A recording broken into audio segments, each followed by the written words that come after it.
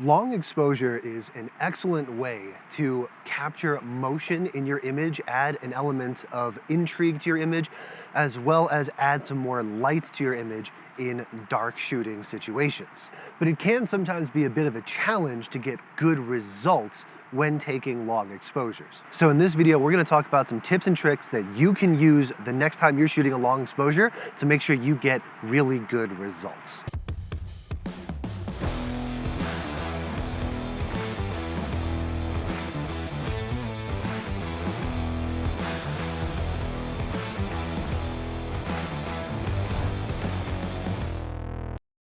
Now, before we can talk about how to get better long exposures, we have to talk about what exactly is a long exposure in the first place. A long exposure is when you slow down your camera's shutter speed to a slower amount of time than you would use for normal still photos and essentially expose your image for a longer period of time. This is going to create two distinct effects. One, you are going to add more light to your image. In dark shooting situations, if you slow down your shutter speed and expose your image for a longer period of time, it gives your camera and your sensor more time to gather light, therefore brightening your image, even when there's not much light to begin with. And secondly, it introduces motion blur when you have any moving subjects. Most cameras will allow you to slow your shutter speed down to about 30 seconds. This means when you hit your shutter button, your shutter is going to open and it's going to wait 30 seconds before it closes. In those 30 seconds, your camera is gathering light during that entire time. Most cameras will also have what's called a bulb mode, which essentially allows you to choose how long you want to expose your image greater than 30 seconds. You can certainly use it for less time than that, but it's most useful when exposing for an amount of time that your camera does not by default allow for.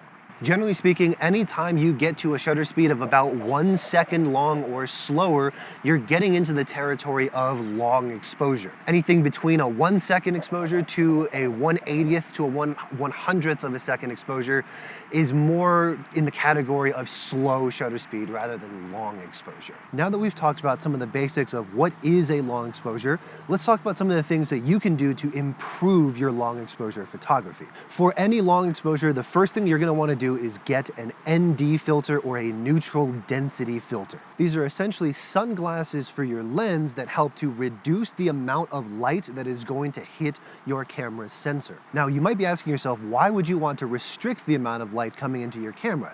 Isn't more light generally good? See, in long exposure photography, because you are exposing the image for a long period of time, you are going to gather a lot of light. If you're exposing a photo for 30 seconds in bright daylight, it is going to be overexposed no matter what you do. Reducing the amount of light that hits your camera by using an ND filter allows you to expose for longer periods of time and still gather the same amount of light as if you were using a faster shutter speed. Now, there are two different types of neutral density filters. The most basic is the fixed neutral density filter, which has a specific number of stops that it will reduce light by. And then you have a variable ND filter, which allows you to progressively select between a certain number of stops of light reduction by simply twisting the front element of the filter. When you're looking at buying a neutral density filter, it is important to consider the quality of the ND filter and what you are planning on using it for. Variable neutral density filters tend to be a little bit more useful for video shooters that might be shooting in constantly changing light conditions and don't have the ability to change their shutter speed by very much. Whereas fixed neutral density filters tend to be a little bit more useful to still photographers that have a little bit more leeway in using their shutter speed. Additionally, the quality of your neutral density filter really matters. Because ND filters are inherently tinted in some way, they can create certain color casts and shift the overall color of your image rather drastically depending on the quality of the filter. This can certainly be compensated for in post, but you'll find that shelling out a little bit more money for a better quality neutral density filter, or one that is known to have accurate color rendition, is going to be worth your while in just saving that extra post-processing step. Now let's talk about how long your exposure needs to be. The exposure time that you're going to use is going to depend heavily on your lighting environment, how bright it is, how dark it is, as well as how fast your subject is moving, how big the subject is, how much motion you want to capture, and a few other factors. Generally speaking, there are a couple of things you can consider when trying to determine how long should you expose a photo for. One is going to be how big is your subject and how fast is it moving. A large subject, like a lake, for example, is going to have to move a lot more for you to be able to see and notice that motion. The same goes for really large subjects like the sky, stars, for example, or clouds. Those things are going to have to move a lot more of a distance in order for your camera to actually capture movement or motion in that image. A smaller or faster moving subject like a walking person, a moving vehicle, or running water like in the stream behind me is going to take less time for you to capture the same amount of motion. Exposure time also affects the brightness.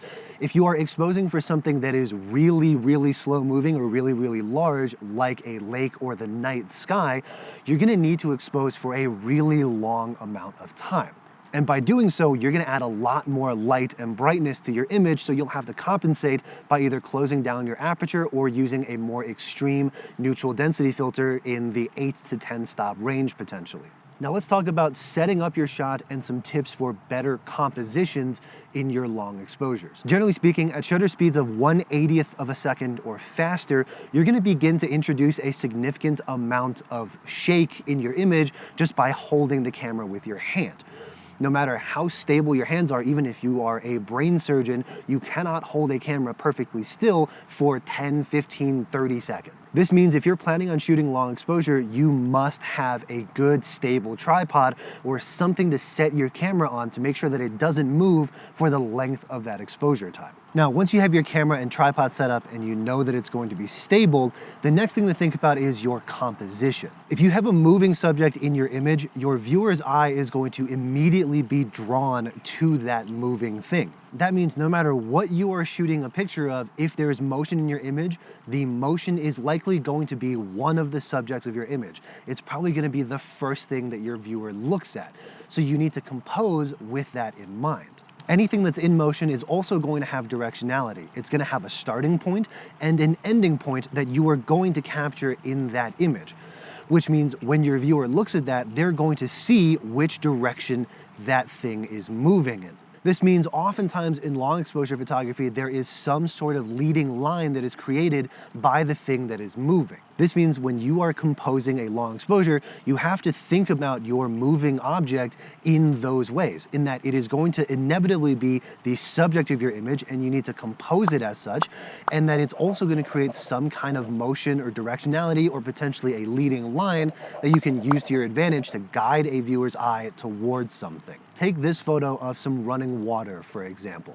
The first thing your eye is going to look at is not the tops of the trees. It's going to be naturally drawn to the water that is in the foreground, that's moving, that you can tell is in motion. The next thing your eyes are going to do is follow that motion to the top of the creek where the water is emanating from. Now, ideally in this image, at the top of the creek would be some sort of subject. If possible, maybe a mountain in the background or a lake or a person. In this particular case, it just has some trees, so it's not the best example of a leading line composition, but it's a good example of what you should take into account when you're composing your long exposures. Now, specific focal length, lens choice tends not to matter as much in long exposure photography, but there are still some key things that you have to take into consideration when choosing a lens to shoot with. The first thing you have to consider is that lenses tend to be their sharpest at around f8. It varies a little bit from lens to lens, but usually in the middle around that f8 aperture range is where the lenses tend to be the sharpest. If you find yourself getting an overexposed shot at an f8 or an f10, and you find yourself closing down your aperture to extreme values like f16 or f22, you are probably going to lose a good bit of sharpness in that image. You may need to compensate by putting on a more extreme neutral density filter or potentially increasing the shutter speed and exposing for less amount of time to let less light in. The other thing to consider when choosing what lens to shoot on is that longer lenses will make motion look more pronounced. A subject is going to look like it's moving faster if you're shooting on a 200mm lens compared to a 24mm lens. This means to capture the same amount of motion on a longer lens, you may have to expose for a much shorter amount of time than a wider one. But a wider lens may not focus in on the subject as much as you want with a longer lens. So do take into account the adjustments you may need to make to your exposure by using a longer lens. The next thing we have to talk about are hot pixels. This is a phenomenon that happens in digital cameras where electricity effectively makes contact with the sensor array in one way or another and causes a few individual pixels to become extremely overexposed or hot. In long exposure, this is generally caused by using an exposure time that is too long, and it is causing the camera itself to get a little too hot. It can also be caused by using ISO values that are a little bit too high, thereby introducing a little bit extra noise and potentially some extra hot pixels in there. While hot pixels can be reduced or eliminated in post-processing, it is something that adds a very tedious extra step to your post-processing workflow. So as a general rule, it's best to avoid them whenever possible. You can avoid this happening by using ISO values that are within your camera's operable limits, by not going too far to the extremely high ISO values. You can also do this by avoiding extremely long exposure times and also by being conscious of the ambient temperature in wherever it is that you're shooting. The most common scenario that people find themselves needing or wanting to use an extremely long exposure time is when trying to capture star trails. Hot pixels are definitely a problem when you are trying to capture star trails. It may require you to shoot for 10-20 minutes at a time to capture a good long trail of the stars moving through the sky. But in order to expose for that amount of time, not only are you risking some hot pixels, but you also might be limited by battery life of your camera. If you are looking to create star trails, one good method is to set up a time lapse where your camera takes a series of much shorter photos in the 20 to 30 second range and then stitching those photos together later on to create one continuous star trail in post-processing. And finally, let's talk about some things you can do in post-processing to improve the look of your long exposures. Now, there are tons of different post-processing techniques and things that you can do to enhance the look and the smoothness or the results of your long exposure images. This is definitely not going to be a comprehensive list or tutorial of all of them, but here are a couple of things that I have found really helpful to do in post-processing to improve the look of my long exposures. The first thing that you can do is to simply add more blur to your image. So for example, I've got this photo taken at Twin Lakes, and the water on the lake is pretty smooth, but you can tell a little bit of texture there. Now, what if I want it to be a little bit smoother? What I can do is simply mask out the area, and thanks to Photoshop's AI and subject selection, it's already basically masked out the entire area near perfectly from what I need. And I can take this area, and what I can do is select Filter, select Blur, and I'm gonna do Gaussian blur for this one. Now, for the amount of blurriness and the number of pixels or the radius of your blur, I generally wanna err on the lower side. I don't wanna make it look too extreme. For example, if I did 50 pixels wide, all of a sudden this is a totally unnatural look. It does not look anywhere near reality. But if I dialed it back down to something like 5 pixels, for example, it adds a little bit more blurriness and makes my water look a little bit smoother. Now, if I go up to 10 pixels, it increases that effect a little bit more. Now, if you've got a scene like this that's got more of a directionality to the blur, using Gaussian blur is just gonna make everything kind of blend in together, right? It's gonna kind of eliminate that motion or that direction that you can see the water going to in this image.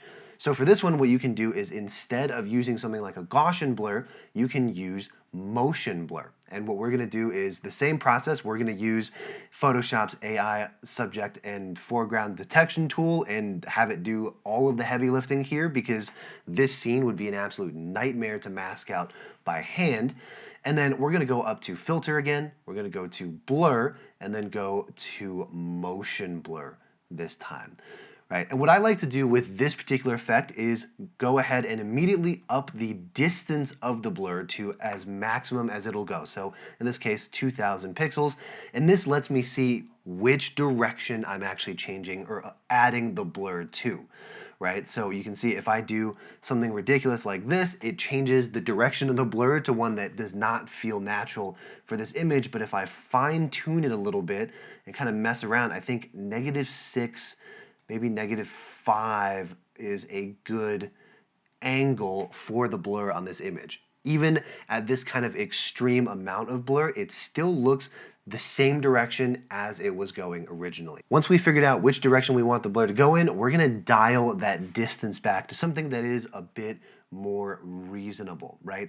The water was moving pretty fast here, and the base image does have a pretty good amount of blur already, but if I really want to enhance it a little bit, I can do something like this, and it's just going to make the water appear as if it was going even faster than it was, or maybe I was able to expose for a much longer amount of time than I was able to in real life, right? Now you can obviously refine the masking a little bit, maybe improve some of the edges that you're masking, improve some of the feathering on the mask, but ultimately the effect looks something like this, right? And if we pay attention to the exceptionally fast moving areas of water here, you can see it definitely improves the blurriness and kind of how fast that water appears to be moving. And with that, that pretty much wraps up my tips for how you can improve your long exposure photography. If you're someone that shoots a lot of long exposures, I'd love to hear in the comments down below, what are some things that you do to get the best results out of those long exposures? And more specifically, what are some of the things that you do post-processing wise to really make your long exposures pop? If there are some helpful tutorials, make sure to link them down below. I'd love to check them out as well. All right, guys, if you found that video helpful, please hit that like button. If you want to see more photography related content like this, please hit that subscribe button, and I'll see you in the next one.